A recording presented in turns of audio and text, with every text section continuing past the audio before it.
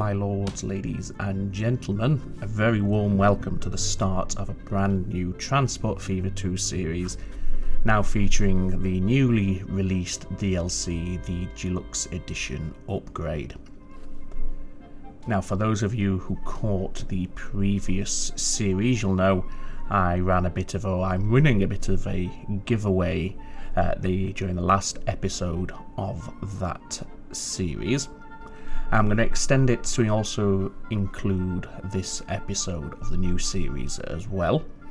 And the competition, or the prize up for grabs, is 2 copies for 2 people, so 1 copy each, to make that clear, of the DLC itself. And if you'd like to be in with a chance to receive a free copy of the Deluxe Edition DLC for Transport Fever 2, then all you have to do is just let me know down below in the comments. For those of you who've already commented on the final episode of the last season, you're already included, of course. You don't have to put your name in twice, and if you do put your name in twice, just to make sure, you won't be entered twice. I'll just take the names just the once, but just in case you want to get it in there again on this episode, thinking maybe it's been missed or something, then obviously that's absolutely fine, but you can only be considered or put into the hat the one time. So let's talk about this new series we've got planned. A few things to start with. Let's bring up the UI. So we're in 1870 and we are in an American themed Western style map out in the deserts. Obviously that's something I mentioned during the end of the last season. So as you can see, yep, it's very Arizona, New Mexico style layout and landscape. Obviously the town names are all randomly generated, and this is a randomly generated map as well. In terms of mods for this series, I've trimmed back hugely. There are a few gameplay mods or script mods enabled, nothing too drastic. The main one you'll probably be able to pick up on right now is the cash flow mod. So rather than earnings, this changes to cash flow, and that discounts any investment that you make, such as track laying, purchasing vehicles, so on and so forth. All it shows down here being deducted is your maintenance and your interest, obviously on your loan if you have one. That's not to say track laying and vehicle buying is free of charge. Of course you still have to pay for it.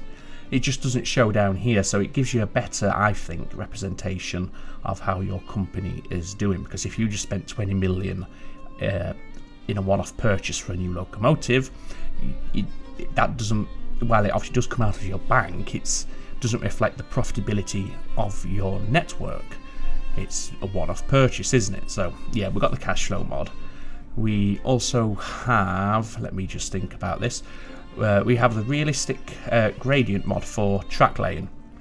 So rather than going up to a maximum of 7.5%, you can now only go as high as 4%, as we can see here. So even at the maximum slope, the biggest gradient we can have is 4%, which makes it that little bit more realistic. I think the default maximum is 7.5%, so it just it doesn't halve it, but it's pretty close to halving it.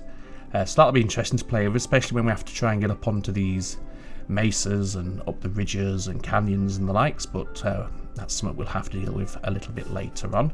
Just close that down. I've also got the expanded information screen. I can't think of a better way to describe it. That's this little tooltip here that pops up and just gives you a bit more information about what you're building: length, height difference, slope, and the maximum velocity for that. And you can also, so you have to build it in. When you do a curve, it gives you the radius and stuff like that as well, so that's also included. There's no town growth mods at all. There's no industry multiplier mods, so everything on that side is pure vanilla. I've also taken out the changed icons and colours, so it's pretty vanilla. We do have quite a few assets in terms of vehicles loaded, all USA themed, of course, to just fit with the style of the map. So extra locos, vehicles, wagons, trucks, that sort of thing.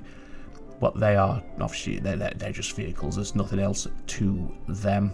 I think in total it's about 40 mods, the vast majority of which are extra train models and the likes. So I think that's all we need to know. Oh, the difficulty for this one is I bumped it down to easy, just so it's a bit more of a relaxed playthrough, if you will. You know, we can just have a bit of fun and just chill out and take our time with it. It's a very huge map, as you can probably see, so there's plenty of scope for all sorts of different rails and networks, and obviously later on we can look at aircraft as well. There's the possibility for some riverbound traffic. We do have quite a few the cities and towns are up against the riverside, so we could look into deploying them on the network as well and make use of them where possible. So every avenue is open to us. Yep, as I said, starting in 1870, and I think we'll just get started straight away now because we're on very easy mode. Then, well, easy mode, I should say, not very easy. I haven't tweaked the sliders at all. And then we can start straight away with a decent rail line without having to worry too much. So I'm just going to maximize the loan. So that's 10 million. That's the maximum you can start with at this time frame. And I've spotted what could be a couple of good fruitful initial ventures. We've got plenty of forests up around here, as we can see. What is it? 1, 2, 3, 4, 5, 6. Arguably 7 as well, maybe even 8 if you want to include that, 9. So yeah, we're going to get tapped into some of these logging camps. We have a sawmill just here, and then a little bit down the ways we have Bellevue Tool Factory. So we can make money bringing in the logs into here. We can then load upon planks, make money bringing the planks into here. And then what the heck, we may as well make ourselves a bit more money by running backwards, passing through this station, and perhaps having a little branch line that diverts into New Haven, where we can drop off the tools and make money there as well. And the vast majority of that will all be rail-bound traffic. What we might do is, because we have these 1, 2, 3, 4 forests here, not that there's many trees around them, but yeah, because we have these 4 logging camps, we might put a central freight yard and just have a few trucks just drop in the logs to the central station, or the freight station, will then be loaded and, you know, go about their onward journey. So we're not going to be able to build the whole line straight away, I shouldn't think, because obviously we've only got 10 million to start with, and the track laying and the stations can be quite expensive. But let's make a start anyway, and we'll start with, well, why don't we, let's go ahead and use a cargo terminus station here, and we'll pop it, I don't know, somewhere central to these 4 industries. So I'm thinking let's have it somewhere like that, should be fairly central. And New Haven, we don't want to call it New Haven.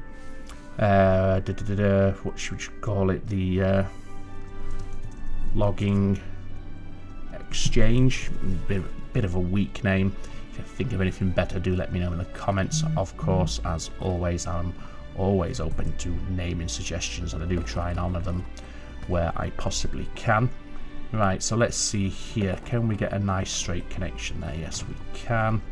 And let's feed it around. Let's go into that junction there. And if we can get up to the level of this road nicely, we don't want to do that, we can give a second connection there as well. Right, so that's that.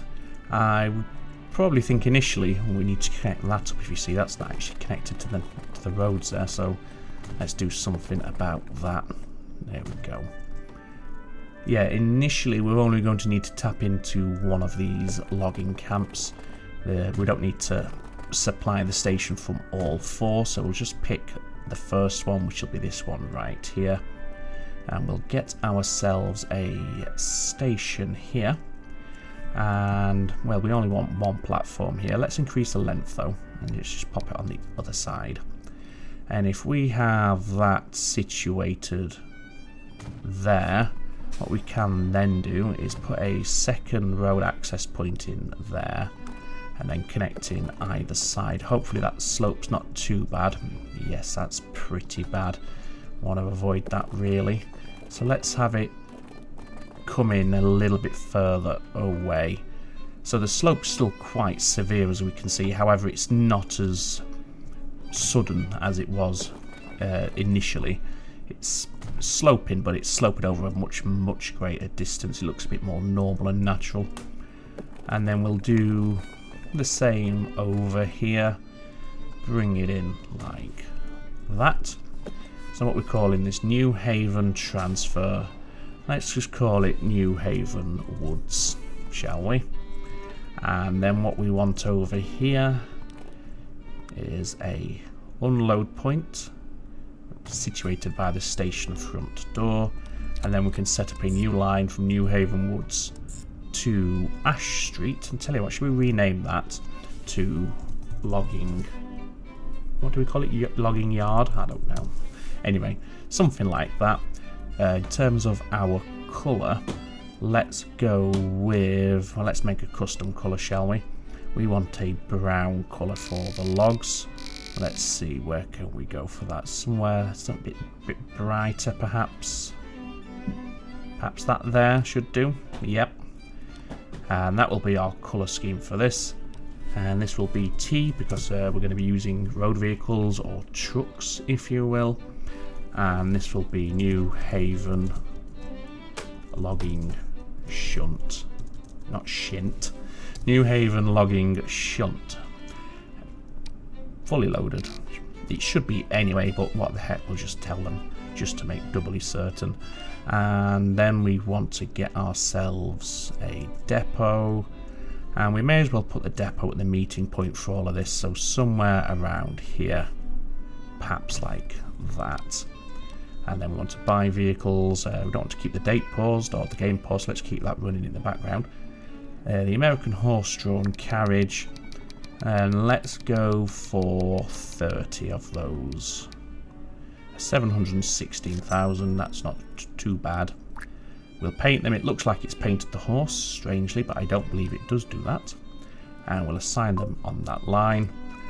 Ideally, we'd prefer our vehicles to leave this way. I know it's increasing the journey length, but it just keeps it a bit tidier. So let's give them a waypoint up there. Return to this and then make sure they go via that waypoint on their way to the logging yard. There we go. Perfect. Logging exchange, that's what we called it. So let's just rename that one to logging exchange. Again, naming suggestions and ideas always more than welcome down below. So now we need to come down to this sawmill here. So let's start by giving ourselves a freight station. And we'll put the station just there. That should do quite nicely. This will be, well, that is New Haven, not Bellevue, so this will be New Haven Sawmill. And what we want is to connect into there, but we don't want the main line to pass through. We want the train to be able to bypass this. So essentially what we're talking about here then is having a line that'll come down or come this way. Yeah, that should do. Because our main line would do not that, but perhaps something like this, you see. So then this is a bypass only for the station, the trains that need to come into here. And anyway, now you hopefully understand what I'm talking about there. We can just run a track nice and straight. I mean, that's because of the fixed slope. It looks like it's a big gradient there, but if you look, it's only going from 2.1% to 2.9%, so not too bad at all. And then we want to come this way, hugging the outskirts of the city of New Haven. Obviously, bearing in mind they will expand, and we don't want them, you know, too close to our rail lines. Although if they end up building close to the rail lines, then that's up to them. And then we'll connect it into that station just there. Initially, what I think I'm going to try and do is limit myself to single tracks for a lot of this. We'll have some passing loops, of course, where they're needed, but in the early game, it just makes a bit more sense to have single file traffic, if you will. So with that in mind, in fact, let's come this side. We'll put a passing loop here. Doesn't have to be overly big. Later on, as we get more established, we can look at expanding these or perhaps even double tracking the whole run. But for now, we can keep them relatively short. Speed, well, let's be honest, our trains aren't going to be going anything near 48 miles an hour initially, so 48's fine. And yep, let's then merge back into the main line, or yep, like that. Okay, so that's one passing loop. We have a fairly extended one there, and we'll not put one here. In fact, will we? Where's our nearest one? Just there. I think, yes, we probably will, but we'll keep it a short one. And we'll go for 50 miles per hour. And only go as far as that. And bring that back in there. Again, 50 miles per hour. So now we want the signals. And we are in the United States, so let's make sure we're driving on the right-hand side, which goes against every intuition that I know, of course, being born and raised and living in the United Kingdom, where we drive on the wrong side of the road, so to speak. Anyway, there we go. Depot, yes, we need a depot, don't we? So let's do that. And now, depot placement, let's think about this. Let's have the depot. Let's have it up here. Like that. With a connection into this, what will eventually be a bit of a branch line into the station there. Yeah, let's have it there. And then from this point, this is where the main line will be. Perhaps just where it starts to straighten out is where we'll have our main line come away. And let's have you... in fact, what height are you at there? 80 meters. So if we have this set to 18... Oh, that was the length, not the height. 12 meters. So let's have this to about 12. Like that. That should give us a perfect merge and overlap, which it looks like it does. And we'll leave that just there for now, just so we see what we're going to do. We're going to run down here at some point, because we need to go past Bellevue and all the way down to the tool factory down here. Initially, though, I think we'll just start getting the initial train up and running. So we're coming from the logging exchange into New Haven Sawmill. We'll use that brown colour. We do want these to be fully loaded, and let's say wait for 5 minutes. You shouldn't be able to pick anything else up. We'll just make doubly certain by going through the load orders and only selecting the logs. And here, this is RC, that's rail cargo. This is going to be logs, and let's call this New Haven NH logging exchange to New Haven Sawmill. That should do.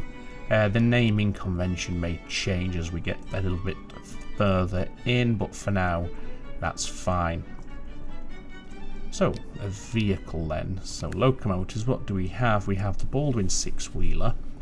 We have the 440, the General, and then we have 8 variants of the American 440 as well, one of which being, of course, the General.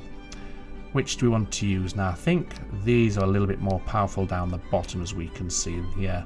That NCRR was nice and powerful, and it was 45 miles per hour, which is very nice indeed. However, it's quite a bit more expensive, as we can see, but we're on easy mode, so I think we can swallow that. So let's go for the NCRR 440. Cargo, you want to be having the flat car with side stakes. Can we go as high as 10? Maybe, I think we can, we could probably swallow that. 6.6 million, so yep, we're not going to be able to do anything else straight away because of this. Less than $1 million in the bank now. but because it's easy mode, we shouldn't be waiting around too long, or easy difficulty I should say, shouldn't be waiting too long for this to all kick into gear. This should now start seeing the need to produce logs, which indeed it has, so this tailback here will clear. And let's just remove those floating number icons there, shall we? There we go. So they'll start filtering through. As we can see, this is churning out production for shipping. Oh, yeah, it's going to be maximum that. And eventually our trains will come here, start picking up, and then the trains will start making money as they come down into here. Here's our first train. And because this is a nice way to say thank you to those of you on Patreon who pledge your support via Patreon, I think we'll go ahead and we'll rename this train, and we shall call this the AK Brooks train. That's for Alex or Kylie Brooks, who are pledged over on Patreon, and I thank you very much for your support there. And you have the honour of being the first train on our network. As we expand and we get, you know, a bit more of a more high value train, shall we say, I'm open to moving these names around. What we're going to do, because this is obviously a named train, it's a special train, we'll crank that maintenance up to very high so it never starts to go rusty over the years, and it always maintains a nice sleek look to it. And in fact, let's go ahead and take a look at that look, shall we? So this is a mod. This is not in the default game, I believe, and I think it's a very, very nice looking train as well. Coal in the tender box. Some of the American 440s are wood fired, so this is upgraded to coal. Nice nice brass finishes around the steam domes and the likes, and the piston housing there. And there's a nice view from the front with that very distinctive American 1800s funnel, the very wide-throated funnel. So you're just heading into the logging exchange now, and hopefully it won't be too long before the logs start to appear. And what we'll do at this point is we'll reduce the speed to 1/4 on the calendar, but we'll increase the game speed to 4 times acceleration, and that'll just allow these to filter through, start to drop off, start to load up this platform, so this train isn't waiting around forever and a day to make their inaugural journey down to the New Haven sawmill.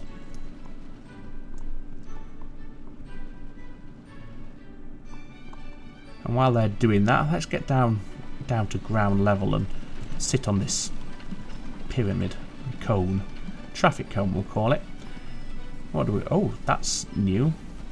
So we have a new train vehicle and a new streetcar, or the first streetcar, I believe. And that was a Baldwin, wasn't it? Is it worth already changing out this train to run the Baldwin? I don't think we'll be able to afford to do it, but we can have a look. Well, you're cheaper, but you're not as powerful as the NCRR. 355 and 55, so more attractive effort, so you're quicker off the mark, but it's all about the power for pulling this load. So I think we'll stick to the NCRR for these trains. Maybe the next one we'll use the Baldwin. Was it the 280? I forget. Yeah, our trains are coming in. Our first one, the AK Brooks, has departed, so that's good. We shouldn't be waiting around too long for that money to start flowing in, which is obviously a bit of a concern at the moment. We're currently at -1 million, and that's without including the costs for the trains and the infrastructure, of course. The purchase cost, I should say. Obviously, the maintenance is all included. But let's see, how much are you going to make us on a full load? $833,000. I know it says pounds. I'll change that to dollars, actually. I must remember to do that. And hopefully our second train will be, yep, on their way as well. So I think we're going to be, yeah, we're going to be okay for this start, and it should be profitable. It is easy mode, as I said. so it's a bit more relaxed. That's not to say I'm going to completely disregard line rates and try and get them balanced and the throughput as best we can without going too much into min-maxing it, but it's just nice not to have to be overly concerned by that sort of thing and just enjoy this game for what it is, a nice little train building simulator. Anyway, despite the brevity of this episode, we are going to have to leave it here, unfortunately, primarily because, of course, it's early days and there's very little you can do, and just filling the dead air with me waffling on will not be to anyone's benefit. So yeah, what we'll do, we'll get on board the AK Brooks and we'll head on over to the New Haven sawmill, and what the heck, we will come back to the logging exchange as well afterwards. And this gives us a brilliant and gorgeous view of this map, which is, yeah, I don't tend to do these dry desert maps very much, which is a shame because they do have their own charm, and I think I'm quite excited by this one. I think it's going to be a lot of fun. So yeah, there we are for episode 1. Obviously the future episodes will be a little bit longer in length, of course. It's basically just this early game. What I'll do is I'll pause the date progression after the cab ride, and I'll leave the game running for a little bit in the background so we have a nice bit of money to play with when we come back for episode 2. And hopefully from then on we'll be nicely snowballing, especially because it's easy and we shouldn't have to worry about it too much in the future. Regardless, I hope you've enjoyed this episode, even if it is a little bit shorter than perhaps we'd ordinarily aim for, and I hope that overall you're looking forward to this series as well.